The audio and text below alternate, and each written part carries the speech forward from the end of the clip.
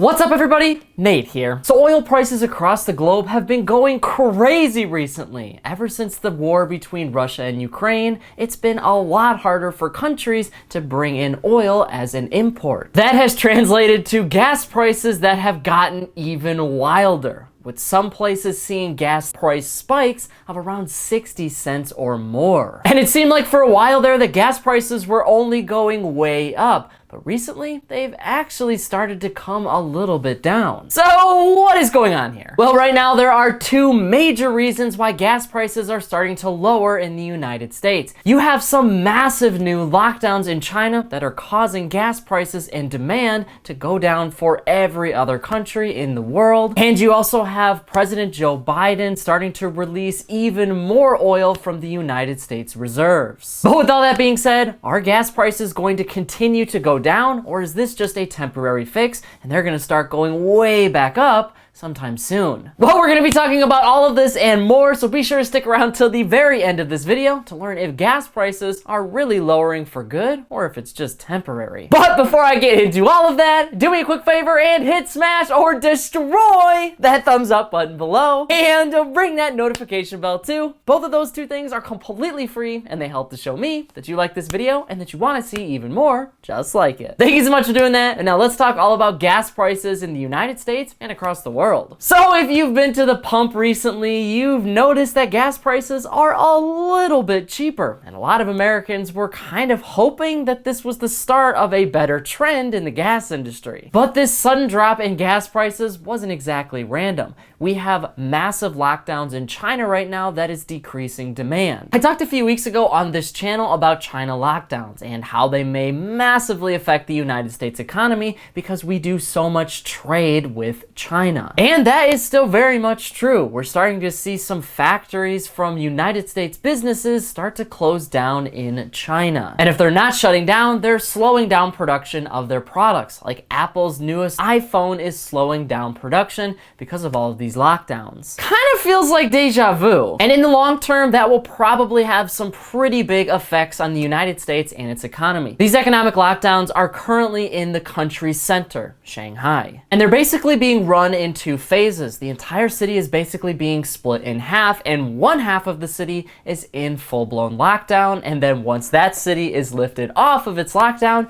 the other half will go into its own lockdown. All of the lockdowns are supposed to be completed by April 5th. And the reason China is going through all of this isn't because they have massive outbreaks of the virus right now, it's because they're trying to prevent massive outbreaks throughout their country. They want to try to prevent what happened in 2020, so they're closing down everything before anything even starts. Like I said, that's going to have some big economic repercussions for not only China, but for the rest of the world. But in the short term, that means that oil and gas prices are going to be way cheaper for everyone else on the planet. Because China has one of the largest populations in the world, it needs a lot of oil. Oil for cars and oil and gas for all of its different energy necessities. But with all of these lockdowns, it's not going to be using a lot of oil. That means the price of oil is going to go down because all of that oil that was going to China, a lot of it is going to other places, including the United States. Now, part of the reason why we haven't seen a complete drop in oil, even though China is one of the largest importers of oil in the world, is because China is still working with Russia in terms of oil imports. As this Russia and Ukraine situation goes on, China has not exactly condemned or supported Russia for its actions. So for the most part, it's still doing trade with Russia. And that includes oil. And the fact of the matter is, we don't even really know how much oil is going to China right now. There are current reports that oil tankers from Russia are suddenly just disappearing off the map.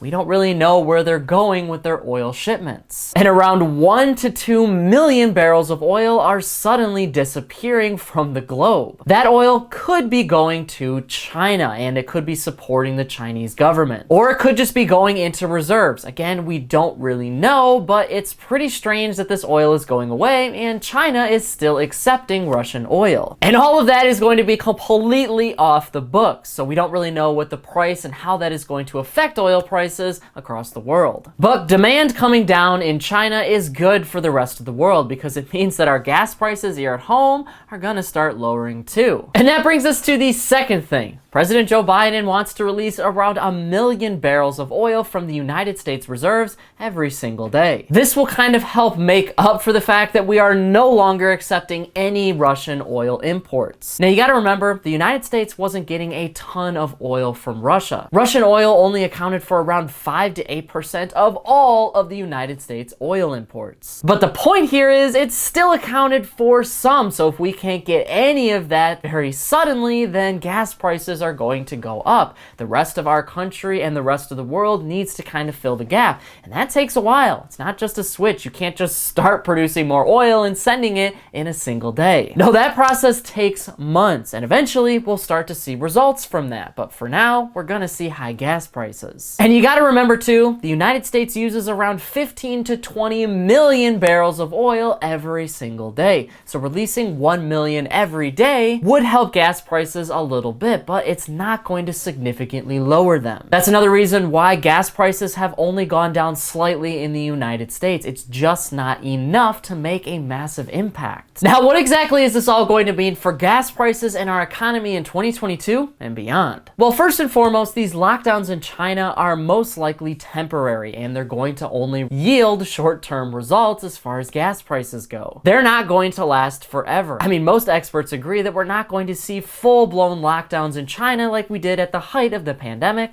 back in 2020. More than likely, we'll continue to see short lockdowns like this in the future as China does all that it can to control outbreaks. Gas prices, because of that, are going to spike. They're going to go up and down because China is going to need more gas and then they're going to need less gas. And honestly, there are just still so many unknowns with the Russia-Ukraine crisis right now. I mean, there is a war going on and Russia has pretty much been completely cut off from the global economy. The ruble dropped in value so bad that it's now worth less than 1 US cent. That has made Russian President Vladimir Putin tell European countries who are still accepting Russian oil that the only way that they can get it is if they pay for it in Russian rubles. Now, European leaders have said that this is completely against their contract and world code, and they're encouraging all of their allies to continue to pay for Russian oil in euros or US dollars. But when and if this war ends in Ukraine, we're not really sure what is going to come from that.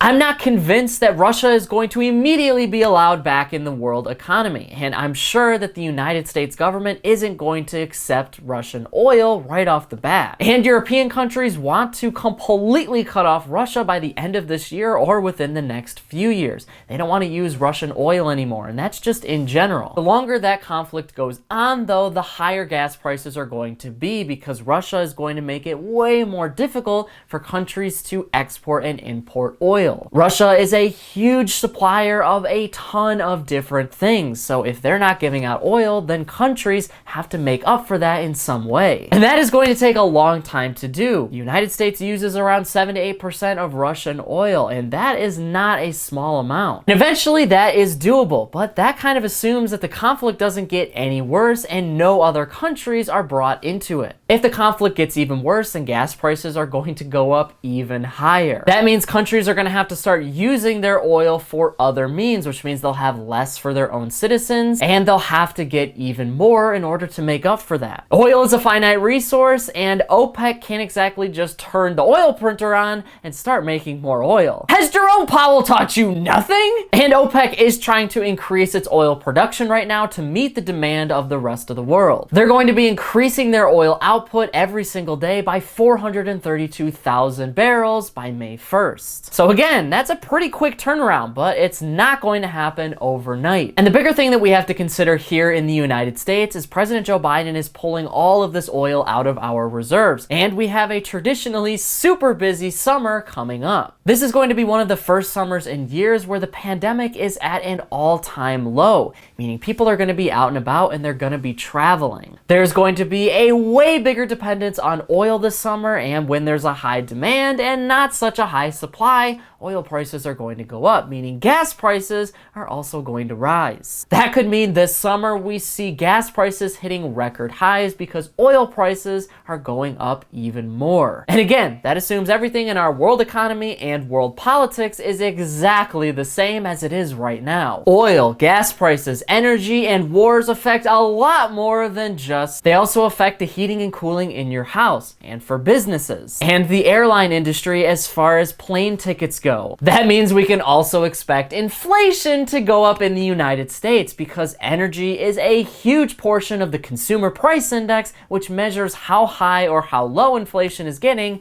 every single month. And by February 2022, inflation hit a new over 40-year high of around 7.9%. Most experts agree that that is only going to continue to go up in 2022, regardless of what the Federal Reserve does. And a big part of that is oil and gas prices. So here are your key takeaways. In my opinion, oil and gas prices are most likely going to continue to go up in the United States, especially throughout the summer as things get busier and the Russia-Ukraine war only escalates. In addition, we're going to see short-term relief probably over the next few weeks and the next month or so. OPEC is trying to increase its oil output, and China is going through some lockdowns. That'll mean demand goes down for oil throughout the world in general. But it's only short-term relief because President Joe Biden wants to pull so many barrels of oil out of reserves that, yeah, that will most likely help us today, but in the long term, the US won't have as much oil to protect itself. That means we're going to have an even bigger dependence on our private industries and oil industries throughout the world. And I mean, to be on the optimistic side here, there is a chance, a small chance, that oil and gas prices could go way back down once the summer is over in the US. I mean, I think the demand for oil is still going to be high, even if we didn't have wars and lockdowns across the planet. People want to get out and about this summer, and that is super common. We use a ton of gas and oil in the summer. That's typically why gas and oil prices go up during that time. If there is a diplomatic solution found soon between Russia and Ukraine, then that could mean a potential realignment of Russia and its economy and its own country re-entering the global economy. The world could then start to rely a little bit more on Russian oil, bringing the price of oil and gas down in the United States. I don't think that's going to happen anytime soon, but